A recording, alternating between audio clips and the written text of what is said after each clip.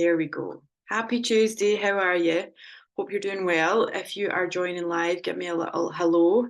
If you're joining on catch up, then let me know you're watching on replay. And if you've got any comments, I'm not very good at checking them while I'm actually talking, but I'll try. And also, I can always go back and update. So yeah, let me get started. So if you don't know me, I'm Lindsay. I work in PR and I've been doing a Tuesday training series on PR. So this is actually our sixth and final session, and today we're going to talk about doing media interviews. So that this is going to be an interesting one to round off the series. I can't believe we actually started this like 6 months ago in July. It's just flown in. And yeah, I hope you found it useful so far. We're going to talk about doing media interviews, which is an interesting one because when I work with clients, PR clients, they tend to fall into two distinct sort of categories. So there's like, on one hand, there's like people who would love to do as many media interviews as they possibly can. They'll embrace every single opportunity to do so. And then on the other hand, there's people who are absolutely terrified of doing interviews and would rather lock themselves in a cupboard until it's all over. And I find people tend to fall into one of those camps. Now, of course, like the nature of the interview itself is important. What it's about, who it's with, what the context really determines, how much we might look forward to doing an interview or not. So obviously, if you're doing like a nice local radio interview about how you just won this fabulous award, it's probably going to be like a nice, pleasant experience. You're just going to show up, talk about your business, etc., and it's all going to be quite enjoyable. However, on the other hand, if you're doing like a national media interview and something, about something terrible that's just happened in your business or because of your business or something, that's not going to be a really, really enjoyable experience, and that's going to hold a lot more trepidation for you. Unfortunately, most of us will never need to do that. And actually, if you refer back to one of my previous sessions where we talked about crisis PR, dealing with a PR crisis, then most of the time we would not end up doing an actual media interview, even if there was a crisis anyway, because we would write it down, we would do more of a statement type approach.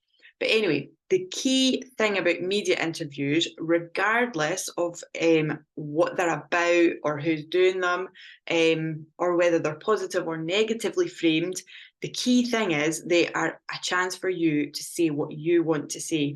They are about getting your messages across, and that is really it. And that is the one purpose of doing a media interview, is to get your message across and share what you want to say. So here's a few pointers from me on ways that I think we can make the most of doing media interviews. So number one is make sure you've got all the practical details that you need. So like find out, where it's happening, make sure you know exactly where to go, how long it's going to last, whether it's going to be live on air during like a news program or a radio show. Is it going to be like pre-recorded and then aired later on? It's important to make sure like this stuff, and it sounds really simple, but you want to avoid any last minute surprises that could like throw you off track or like catch you off guard and like disrupt your focus. So just knowing the basics, the practical stuff, where, when, how long is it going to be, is really, really important in terms of helping you stay calm and get yourself ready for it. You can also even ask, if whoever's doing the interview would mind sharing with you a few of the questions that they plan to ask in advance, the kinds of things they're going to want to know. Most people would be happy to do that, especially if it's a nice positive interview. And remember, like the interviewer, they want it to flow well too. So they want, they're usually happy to work with you on making it a nice flowy interview that people will enjoy hearing and watching. Second point here is preparation is key, as with most things in life. Even if you don't get a list of questions from whoever's doing the interview, you can think about what they're likely to ask you. Plan you know, if I was doing this interview, what would I want to know from me? So, you know, jot down a few questions that you think you're highly likely to get asked, and also plan for how you might answer those questions, so that actually you're ready for the kinds of questions that come up, because you know the obvious ones anyway. And also, if there's anything tricky or potentially negative that you know they might ask, don't just like bury your head and think, oh, I hope they won't ask that. Assume that they will ask it, and plan that you have got like a thoroughly like thought through answer before you start the interview. Because if you know, even if it's just something that just covers off the question and as briefly as you can, even if it's a case of you saying, I don't have any information on that at the moment, but I'll be able to share it hopefully in the next few weeks or whatever. It's knowing how you're going to respond to that question is important, because it gives you confidence. It helps you feel more able to handle the questions that are coming up. So yeah, don't just think, oh, hope they don't ask that. Assume that they'll ask it and plan for what you're going to say when they do ask it. And then if they don't ask it, that's cool. So this is really important as well when it comes to preparation for media interviews. Decide what you want to say. Like we said, this is your chance to share your message, or to tell people what you want them to hear about you or about your business. So before the interview, write down like your key 3 or 4 points that you want to make. So these are the key messages that you absolutely must get across to people, so that everyone who watches or listens will know these things. Write down what these things are. It could be like a simple piece of information, like where your shop or your cafe is.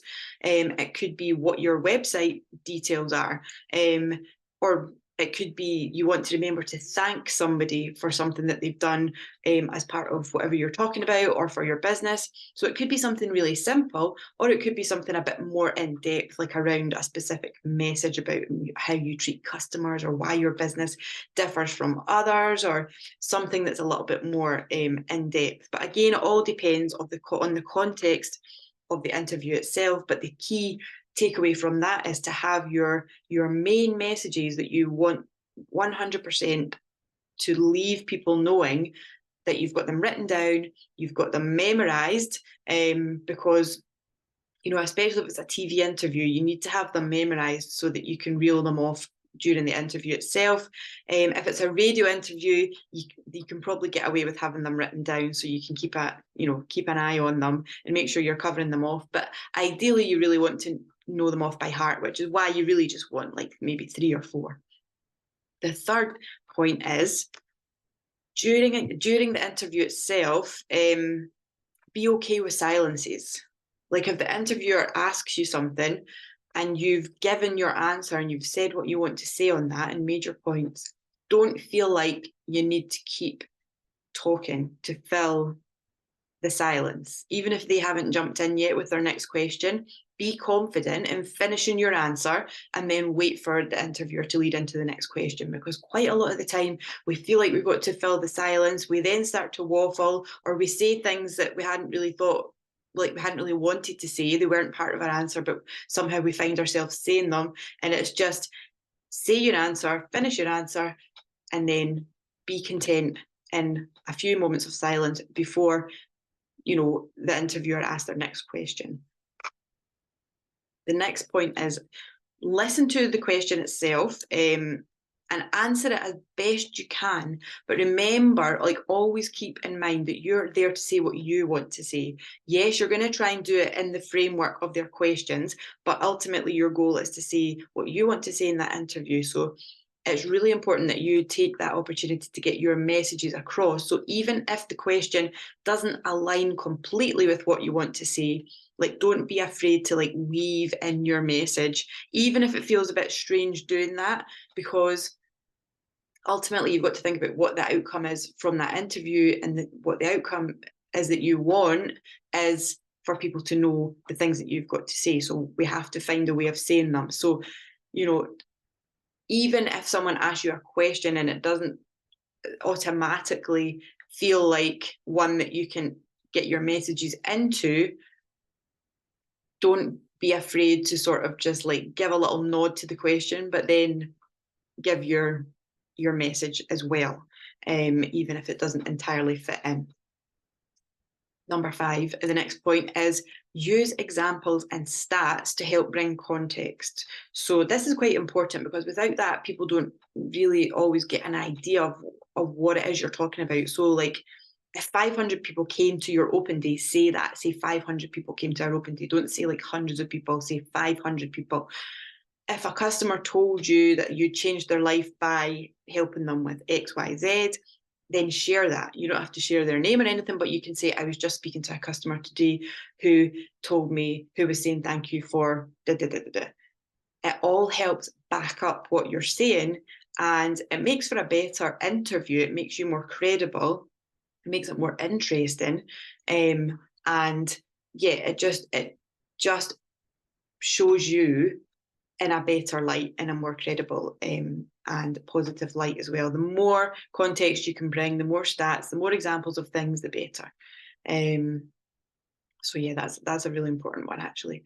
And that sort of applies to PR in general. The more context you can bring and the more little like hooks you can have in terms of numbers or examples of things, very powerful in PR. So the next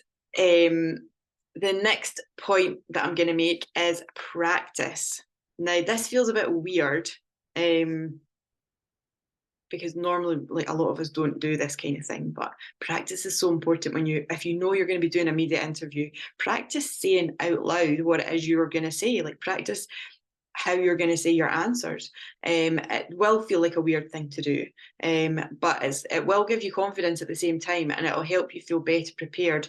And I don't mean like plan every single word, but just like run over it a couple of times, and you'll just feel more confident that is sort of roughly what you're going to say when you're asked. And another important point is get yourself comfortable as you can be beforehand. Especially if it's a TV interview, wear something that helps you feel comfortable, boost your confidence. Listen to something or read something that gives you a wee confidence boost in advance as well, or do something that like lifts your energy, like star jumps, whatever it might be. Something that just gets your energy flowing and gets you up into that like energetic place to do the interview. Think about what works for you, but it's all about you showing up, feeling comfortable, feeling as confident as you possibly can. And the last point really is, don't be self-critical. It's so easy to, to worry that we're going to show up to interviews and make a fool of ourselves. And the reality is, we're not. We're really not going to do that. And we are the ones that worry about it more than anyone else. Like a really good thing to remember is that nobody else is looking to be critical of you as much as you are looking to be critical of yourself. So be kind to yourself. Even like after the interview, if you think, I could have done that better or forgot to say that, it's all part of the journey of learning. And the fact that you did it is to be commended in itself. So let's not be hard on ourselves.